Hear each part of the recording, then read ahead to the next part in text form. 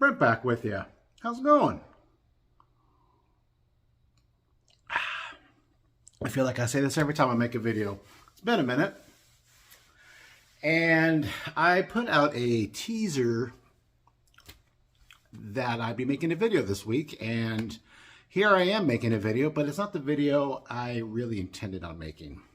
What I intended, well, first off, I wanted to showcase some Star Wars collectibles, cards, comics, and kind of use that as kind of a segue from my baseball card collecting focus of the channel into more of a nerd culture, sci-fi, comic, non-sports card type of channel.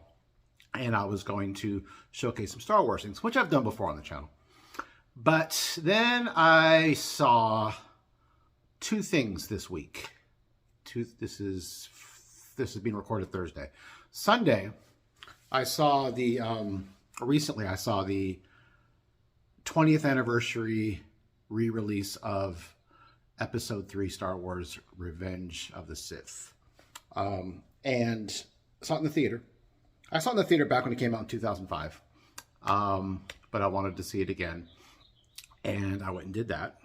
And then 2 days ago, I saw Andor Season 2, Episodes 7, 8, and 9.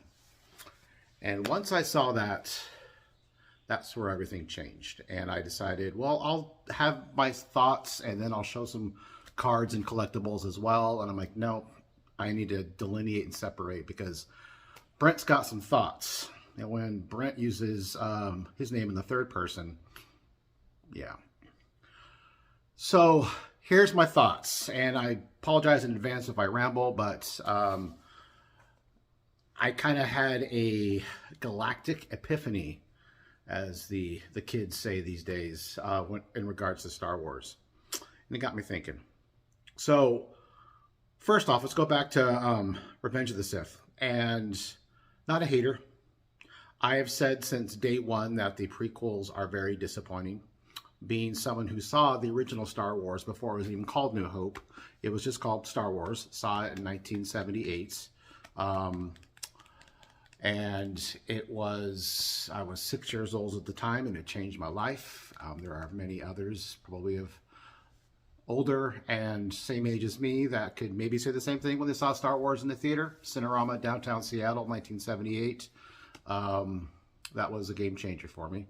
So I feel like I have a little skin in the game. I can say I'm old school, original school, like OG, OT for Star Wars. So always been a table pounder for the original trilogy, as I've said before. Then fast forward to 1999. Yeah, when Phantom Menace came out. Waited outside the theater all day to see it at the midnight showing the night it came out. And of course I was stoked and pumped and left that movie thinking that it was the best thing since Return of the Jedi, because it was literally the next thing since Return of the Jedi. And tried to convince myself that I really, really liked it. And besides a few scenes, mainly the final battle with Darth Maul, Obi-Wan, and Anakin, it left me disappointed. And there was so much hype and so much marketing for that. You couldn't walk 5 steps without seeing something marketed with the Phantom Menace. So anyways, Attack of the Clones came out after that, and that was just, from the get-go, I thought that was a big turd bomb. I'm like, that really was disappointing. Even in the moment, it's still kind of being in that bubble of thinking, okay, it's going to be good, it's going to be good, it's going to be good. It really wasn't. If I was to rate all the Star Wars movies that ever came out, from best to worst, that would firmly be planted at the worst movie of all time for Star Wars. And then 2005 came, Revenge of the Sith came out, and dark, right? We knew it was coming, and saw what happened. Anakin's story became Darth Vader's story, and so on and so forth. And yeah, don't need to tell you that because I'm sure you know that. But I always said that of the 3 prequels, that was the best. And I think the majority of people will say the same. The prequels aren't that good, but Revenge of the Sith is the best of the 3. Some would say it sucks the least. I wasn't really in the it sucks category. It was just good One was okay and one was terrible. When I watched it in the theater recently, I came away from it thinking, that is not a good movie. And this is where I'm going to start probably pissing some people off. Revenge of the Sith is not a good movie. It's already, people would say, it's not a good movie compared to other non-Star Wars movies. But it's Star Wars, so you have to, take it for what it's worth. That's such a crock of shit. And I'm tired of, but it's good Star Wars. No, it's just bad. It's a bad movie. And I came away from watching that movie just realizing how abysmal the dialogue and the writing and the acting is. And again, not as bad as the two that preceded it, but still, it's bad. Okay.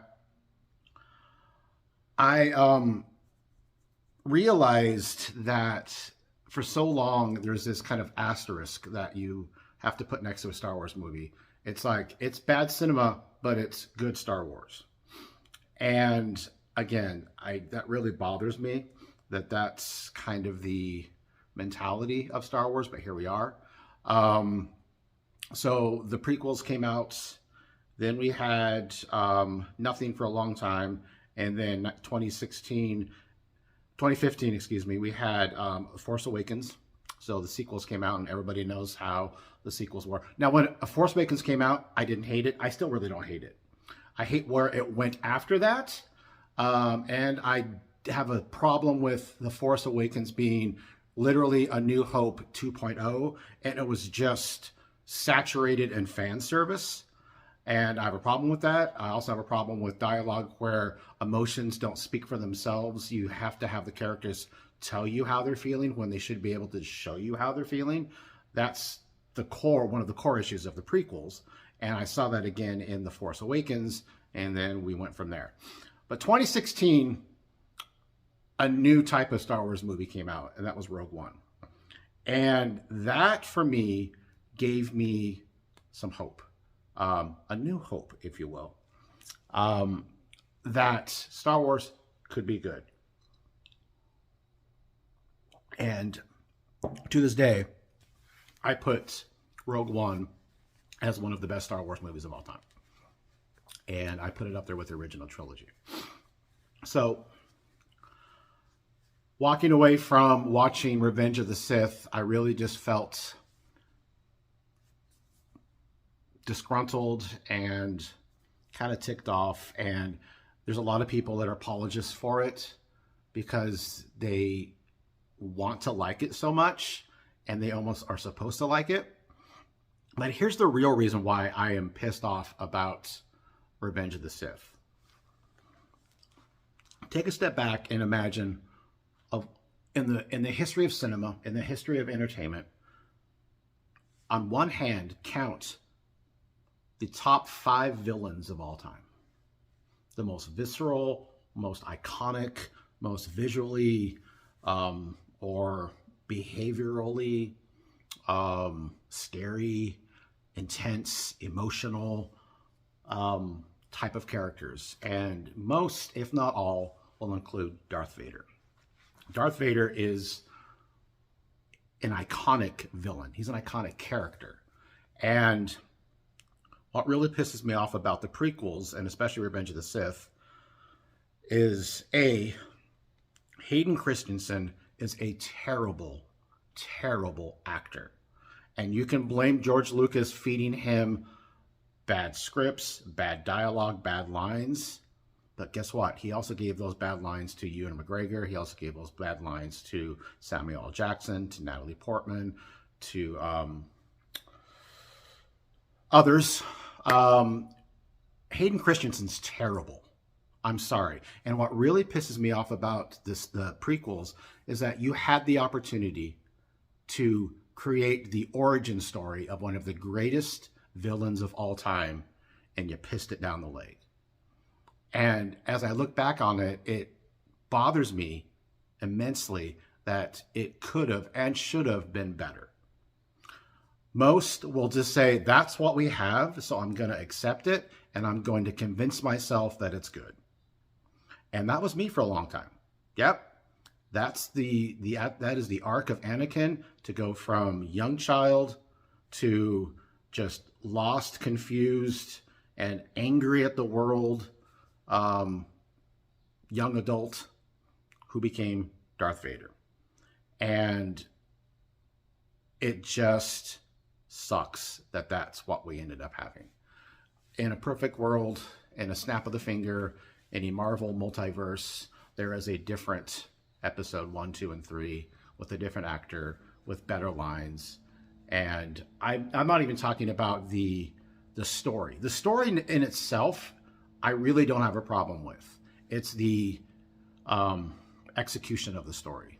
And that falls in the category of dialogue, acting, actor. So that's what I walked away from, saying, man, this could have and should have been better based on who the story is about. Darth Vader, Anakin Skywalker. That's my part 1 of this video. Part 2, a veritable palate cleanser, a galactic palate cleanser, was Andor. Now, Andor isn't for everyone, and this is going to be my other rant, because people will complain that it's not Star Wars, and that's not my Star Wars. I need pew pew pews, and I need lightsabers, and I need whatever comes with the atypical definition of what Star Wars should be. Andor doesn't have that. It is political. It is espionage. It is a slow burn. It is dialogue. It is mistrust and lost trust and sacrifice and gravitas upon gravitas. An amazingly well written, executed, acted Star Wars. And for those who haven't watched it, I implore you to watch it. For those of you who say it's too slow or it's too political, the political part, I would say Star Wars was based on politics. It is very political. Anytime you have a galactic senate, inherently it's political. You have an empire, you have a totalitarian, nihilistic, that would be stupid, fascist, Nazi archetype type of government, the empire, and you have the rebels that are fighting against it. So that's very political. Andor is kind of the inner workings of the politicalness and the beginning birth of the rebellion. But what it does so well is it puts a real face, real daily struggles, real emotions to that rebellion uprising and what it really took. Season 1 it was slow at times, and there were 3 episodes in particular that were just phenomenal. Season 2 started 3 weeks ago, and they were releasing it in 3 episodes at a time each week, and each 3 represent a year. So next Tuesday concludes Andor Season 2, and that leads directly into Rogue One. So this last Tuesday was episode 7, 8, 9, and it's essentially, even though there's 3 episodes left, it's the culmination of a season and a half of content leading up to what these last 3 episodes were. And I can say without a doubt, it is the best Star Wars content I have ever seen. And I'm not alone in saying that. Now, there's not enough of us saying that because not enough of us are watching it or have given it a chance or gave up on it. But I implore you to give it a second chance. And here's the thing that's different. For the first time, maybe ever, maybe Rogue One, but I wouldn't even say that. For the first time, I would say this isn't just good Star Wars. This is good television. This is up there with great television episodes of all time, honestly. And there's just, especially if you've been watching the series, there's this slow burn of anticipation, a massive fragile tension at every episodes, and you just know what's at stake, even though you know who doesn't die because they're in Rogue One. You already know that. You're thinking it's kind of like watching Titanic. You know the boat's sinking, but you get wrapped up in the story. You get connected with the characters. You feel their pain, their loss, their fear. It's the same thing with Andor. You know somewhat how this is going to end and what it leads to, but you also feel that weight of and you see in real time the sacrifice that's being made to get to that said end. And Tony Gilroy, the writer and producer and sometime director of the episodes, has done a fantastic job of essentially making a great series that happens to be Star Wars, as opposed to feeling like you had to make a Star Wars series and trying to make it good, if that makes sense. There's not going to be fan service. You're not going to have, oh, I know that guy. I saw that guy in that one movie. I mean, there's a couple people, but it's not ever the member-berry, obligatory, we have to, throw the fans a bone. It's never that. He wanted to write and make a good story, and he did that. And I got emotional in these last 3 episodes. I'm not going to lie, because it's just very visceral and very heavy. And you feel the stakes, you feel the tension, you feel the loss, you feel the emotion, and couldn't be more proud of that. So, that being said, that's all I wanted to say. Go watch Andor Season 2, and let me know your thoughts. Am I right? Am I wrong? Do I care? Of course I care. Leave some comments. All right. Appreciate you all.